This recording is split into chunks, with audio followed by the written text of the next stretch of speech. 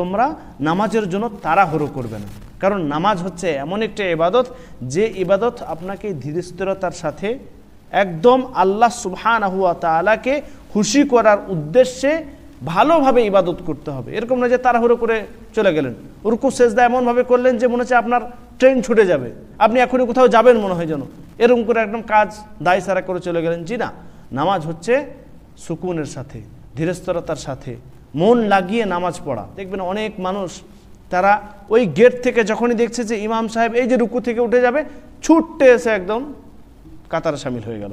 অনেকে আছে আল্লাহু আকবার ওই দরজা থেকে বলতে বলতেই দাঁড়িয়ে যাচ্ছে। জি না, নামাজ হচ্ছে এমন একটি ইবাদত যেটা মন লাগিয়ে পড়তে হবে, যেটা ধীর স্থিরতার সাথে পড়তে হবে।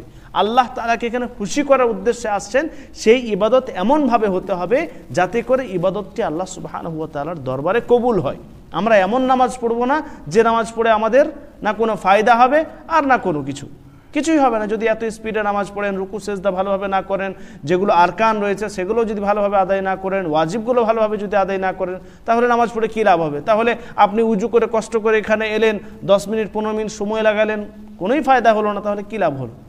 তাই আমাদের ইবাদত এমন হতে হবে যেন সেই ইবাদত আল্লাহ তাআলার দরবারে কবুল হয়। তাই মসজিদে যখন আমরা আসব তখন ধীরস্থিরতার সাথে আসব, মসজিদে যখন ইবাদত করতে শুরু করব ধীরস্থিরতার সাথে।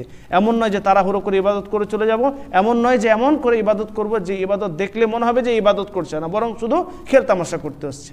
তো ইনশাআল্লাহ আমরা ইবাদত ধীরস্থিরতার সাথে করার চেষ্টা করব এবং মসজিদে যখন আসব তখন ছুটে আসবো না, ধীরস্থিরতার সাথে আসার চেষ্টা করব। যেরকমভাবে আমরা সাধারণভাবে হেঁটে আসি সেভাবে আসার চেষ্টা করব। ইনশাআল্লাহ আল্লাহ তাআলা এতেই আমাদের জন্য ভালাই রেখেছেন। আল্লাহ তাআলা আমাদের সকলকে তৌফিক দান করুন, আমিন।